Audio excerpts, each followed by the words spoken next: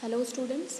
तो हम लोग कुछ टेक्निकल प्रॉब्लम आया था, इस वजह से मैंने इसको वहीं एंड कर दिया था। हम इसको यहाँ कंटिन्यू करते हैं। तो यहाँ पे ये जो ओमेगा बाई जो के होता है ना, उसकी वैल्यू आपकी क्या होती है, वी होती है। तो ये 1/v के बराबर आया। ठीक है, इसमें वी लिख रखा है तो करेक्टेड। तो ये वैल्यू जब आप यहाँ रखोगे तो वी जेड की वैल्यू क्या आ जाएगी, ई वाई बाय वी आ जाएगा। यहाँ पर ओमेगा बाई के इज इक्वल टू वी, तो के बाय ओमेगा की वैल्यू होनी चाहिए 1/v।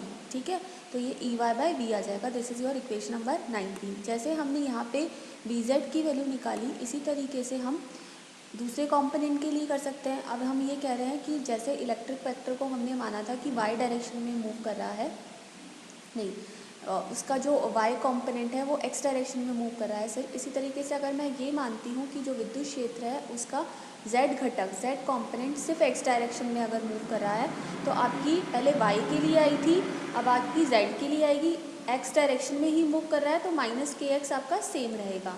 ठीक है, अब मैं समीकरण 20 का x के सापेक्ष इसका मैं क्या कर दूँ, अवकलन करके जो चीज़ मैंने वहाँ करी थी वही चीज़ मैं यहाँ करूँ। इसका मैं x के करस्पॉन्डिंग इक्वेशन नंबर 20 का मैं x के करस्पॉन्डिंग क्या करूँ, डिफ्रेंशिएशन करूँ। और डिफ्रेंशिएशन करने के बाद जो वैल्यू आई उसको मैं इक्वेशन नंबर 14 में रख दूँ। इक्वेशन नंबर 14 जो थी आपकी, ये पहले मैंने 15 में रखा था, अब मैं इसको 14 में रख रही हूँ। तो मैं 14 में रखूँगी तो जैसे मेरी पहले ई वाई की वैल्यू आई थी 15 से, वैसे अब के बार किसकी वैल्यू आ जाएगी, मेरी वैल्यू आ जाएगी ई जेड की। तो ये देखिए ई जेड की वैल्यू आ गई आपकी, 1 सेकेंड, सॉरी, ई जेड की वैल्यू नहीं आएगी आपकी, बी वाई की वैल्यू आएगी। ठीक है, हम देख लेते हैं एक बार। हाँ, ये बी वाई की वैल्यू आएगी। ठीक है, तो बी वाई की हम वैल्यू रखते हैं। पहले हमारी वैल्यू आई थी हमारी बी जेड की आई थी, अब बी वाई की वैल्यू आएगी। तो बी वाई की वैल्यू आ गई हमारे पास। देखिए यहाँ पे भी इसने 1/v रखा है, वो प्लस में आ रहा था, ये आपका माइनस में आएगा। तो minus E Z by we.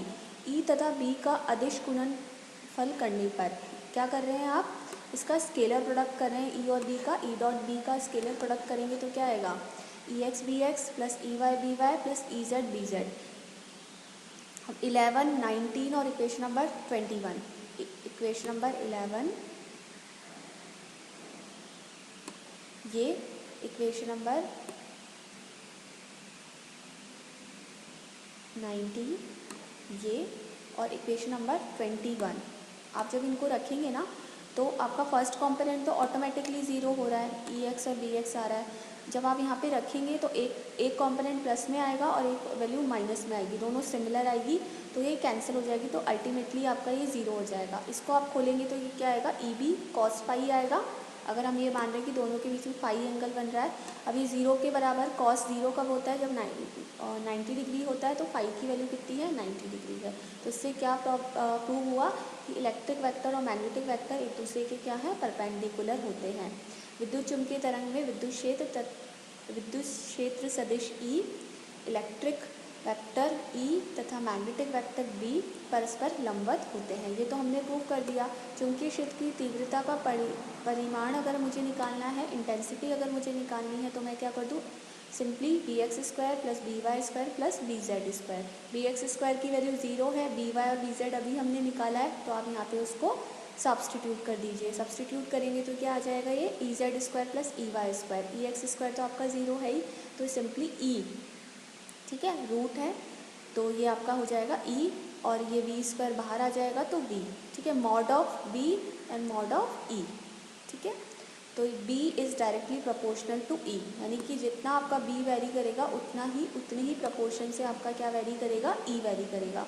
क्योंकि माध्यम में तरंग वेग v का मान नियत रहता है, अतः विद्युत चुम्बकीय तरंग में चुम्बकीय क्षेत्र और विद्युत क्षेत्र दोनों समान कला में संचरण करते हैं। जैसे ई वेरी कर रहा है वैसे ही वी वेरी कर रहा है। आपका बी डायरेक्टली प्रोपोर्शनल है ई के, तो जैसे बी वेरी करेगा वैसे ई वेरी करेगा। और आपका जो किसी भी माध्यम में आपकी जो वेलोसिटी होती है वो क्या होती है, कांस्टेंट होती है। ठीक है, तो इस वजह से आपका ये दोनों जो हैं वो सेम फेज में रहेंगे, ये वो आपको इससे भी पता चल रहा है। अर्थात ई का मान अधिकतम है तो बी का मान भी अधिकतम होगा, और अगर ई का मान कम है तो बी का मान भी सबसे कम होगा।